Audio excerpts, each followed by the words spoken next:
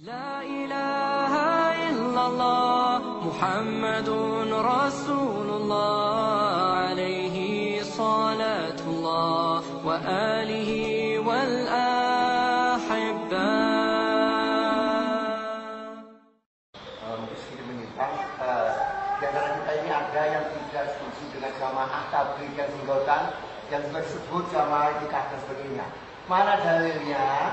3 hari, 40 hari, 4 bulan, dan kenapa harus ke IPB, tidak ke Mekah ini? Kenapa harus India, Pakistan, Bangladesh? Karena dakwah ini memang kekuatannya itu di tangan orang India. Yang mengislamkan kita ini orang India. Yang menghindukan kita dulu orang India. Yang membudakan kita dulu orang apa? India juga. Memang orang India ini terkenal sebagai dai sudah ribuan tahun. Waktu Indonesia masih PLBGU, yang bawa agama Hindu kemari siapa? Orang India.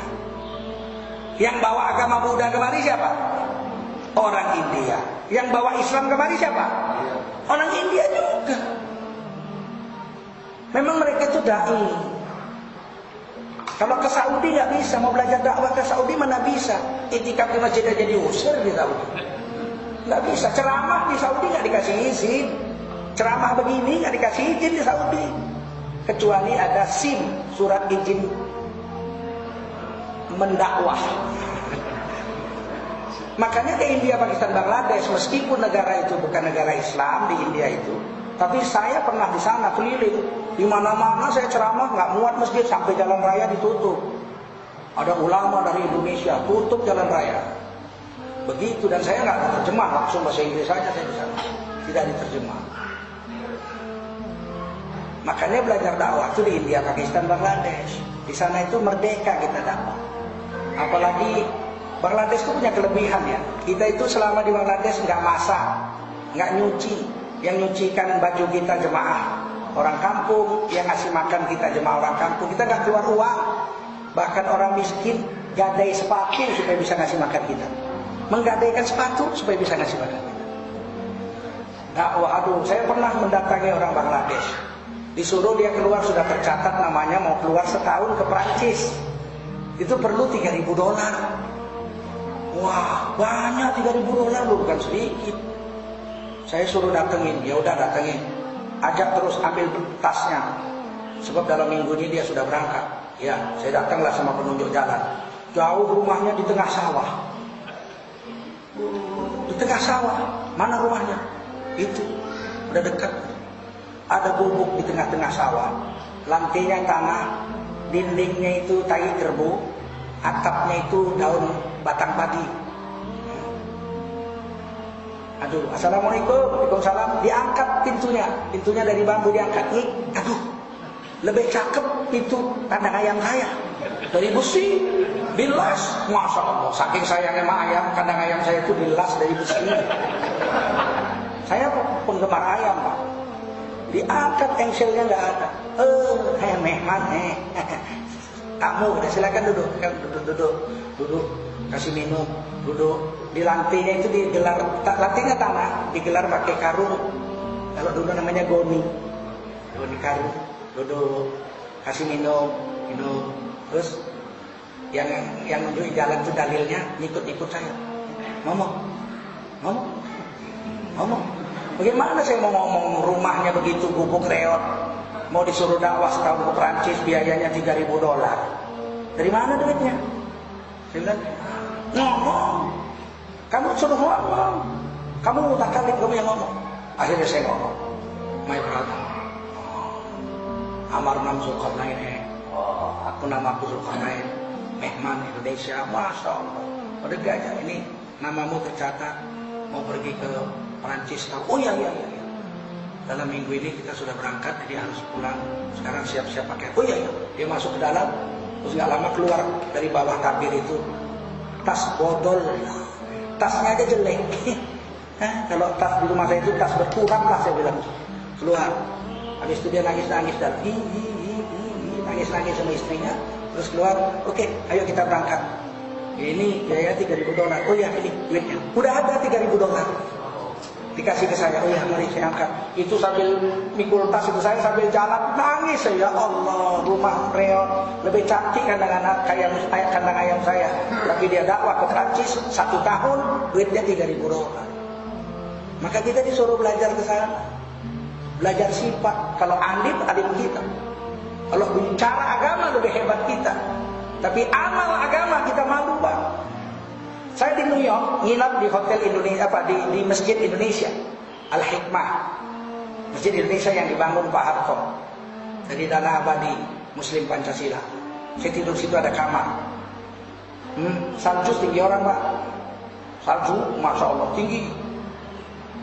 Saya ke sana masih musim dingin, es masih ada. Subuh saya pikir ini yang sholat paling lah 2 orang 3 orang sholat subuh. Ternyata dapat 3 sofa. Semuanya orang Bangladesh. Orang Indonesia hanya 1 yang megang kunci.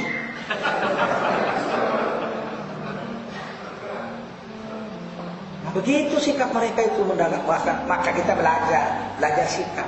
Sholat subuh dengan sholat Jumat sama banyak. Kita mau belajar. Padahal mereka miskin, makan aja makan muri. Muri itu beras digongseng. Itulah dimakan sedenggang. Ya nggak enak, masa makan beras digongseng enak? Nggak enak lah, itulah dimakan. Saya kalau sana pas kebetulan mereka makan muri, saya ikut makan muri Pak. Makanan lain tidak mau. Anda makan muri, saya makan muri. Enak? Mana lah enak? Ya tentulah tak enak. Tapi mereka makan itu, masa kita mau makan yang lain? Makan.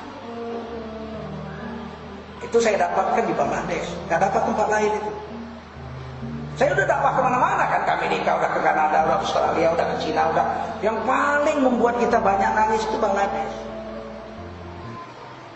India lain lagi India, masya Allah. India itu kayak ibu. Kita di sana tuh dimanja bener-bener. India itu baju pun kita nggak boleh nyuci, makan pun kita nggak boleh masak, tidur panas dikipasi, masya Allah. Mana ada orang kayak gitu. Musim panas kita nggak bisa tidur, lalat ribuan ekor, malam nyamuk jutaan ekor. Ditutup muka ini pakai serban supaya lalatnya hinggap di serban aja, nggak ganggu kan. Kita kalau dihinggapi lalat nggak bisa tidur, tutup pakai serban tipis. Lalatnya itu di serban itu hitam saking banyak. Kita nggak bisa tidur, panasnya bukan main, 50 derajat Celcius. Dikipasin gini ha. Yang kipas itu habis Quran, bukan suntuluyo kayak kita. Nggak ada sikap-sikap seperti itu, sifat-sifat seperti itu adanya di sana. Di sini kalau udah habis Quran, petentengannya bukan main. Mau hafal 1 juz amalnya udah luar biasa ya. Pak jadi imam di Masjid Atihad, berapa honornya? Waduh, saya hafal juz amal loh. Walah. Sana hafal Quran aja ngipasin kita tidur. Itu sikap, sifat itu mau kita ambil, sifat ikramnya itu memuliakan tamu itu. Saya mencuci baju, diam-diam saya mandi hari Jumat pagi, saya mandi ada sungai, saya cuci baju di sungai itu. Waktu saya nyuci ada profesor, doktor tamatan Amerika, nangis-nangis itu merebut baju yang saya cuci itu. Profesor, doktor, dosen, nangis-nangis, jangan cuci, masya Allah, don't you wash this is my turn to wash. Saya bilang no problem, saya dari kecil juga udah nyuci. Nggak mau dia tarik baju saya, nangis-nangis ikut nyemplung ke sungai, pakai baju banyak sekalian. Supaya apa? Supaya saya jangan mencuci. Profesor, doktor. Sifat itu yang kita mau ambil, bukan ceramahnya. Kalau ceramahnya pandai orang Indonesia, yang paling pandai ceramah orang Indonesia. Seluruh dunia nggak ada lawannya orang Indonesia. Dia bisa ceramah 3 jam nggak habis-habis bahannya orang Indonesia.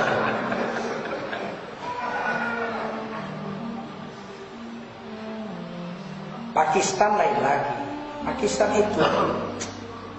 itu agama itu dipaksa. Itu sifat nggak ada tempat lain. Kalau kita ngajak orang ke masjid jauh lah, top. Assalamualaikum, waalaikumsalam.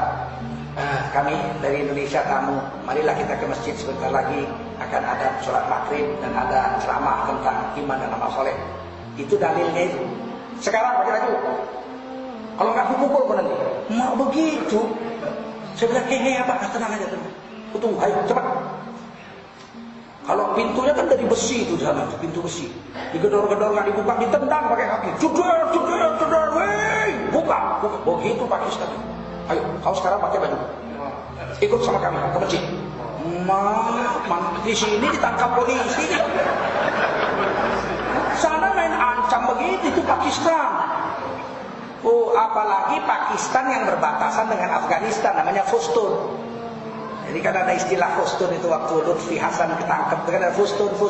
Itu maksudnya perempuan Pakistan perbatasan Afghanistan. Itu hidungnya mancung, bibirnya tipis. Fustun. Tapi kalau sholat pakai senapang mesin M16 dipanggul. Oh. Situ nggak ada laki-laki nggak pakai senapang, semua pakai M16. Di perbatasan Fustun itu. Afghanistan dengan Pakistan yang berbatasan itu bahasanya Fustun, sukunya Fustun. Dua negara tapi satu suku. Begitu di Pakistan, maka kita ke sana mau ambil sifatnya. Kalau di India itu seperti ibu, salah pun kita dibiarin. Kalau di Pakistan seperti bapak, salah sedikit sabet. Kalau Bangladesh itu seperti kakek. Bagaimana kakek dengan nenek menghadapi cucu?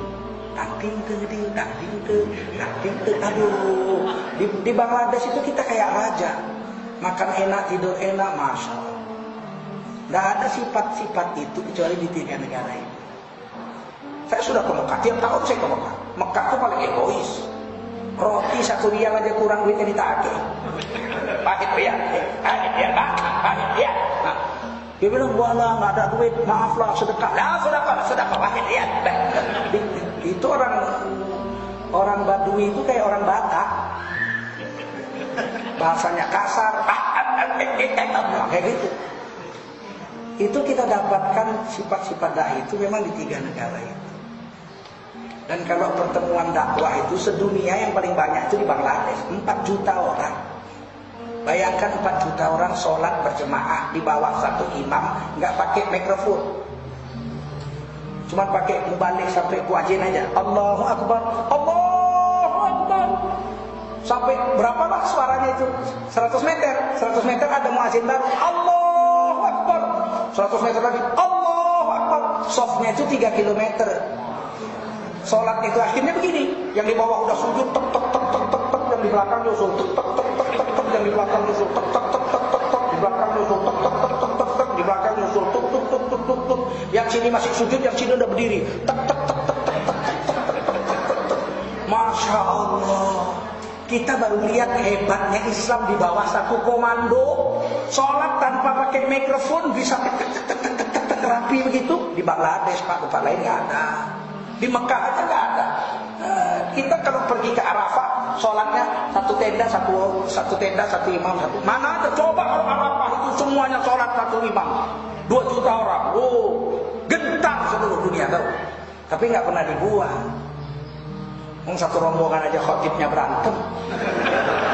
Aku khotib, aku khotib, berantem, rebutan honor khutbah Arafah. Ini pengalaman Pak, saya ini sudah tua Pak, sudah 51 tahun saya. Saya dakwah sejak SMA kelas 1. Saya sudah keliling dunia juga, sudah ke Pakistan, Bangladesh, ke India, kemana-mana sudah. Ya. Saya memang menyisakan waktu saya juga untuk dakwah 10/10 dengan susah payah. Ya. Nah ini aja, jadi begitu jalan terus. Dan kalau kita diejek orang dakwah biasa, Nabi aja dilempari dakwah kok. Apalagi cuman kita. Saya tuh kalau dakwah ikut rumah tabligh diusir-usir biasa. Padahal kalau dia ngundang saya 2 bulan belum tentu dapat giliran.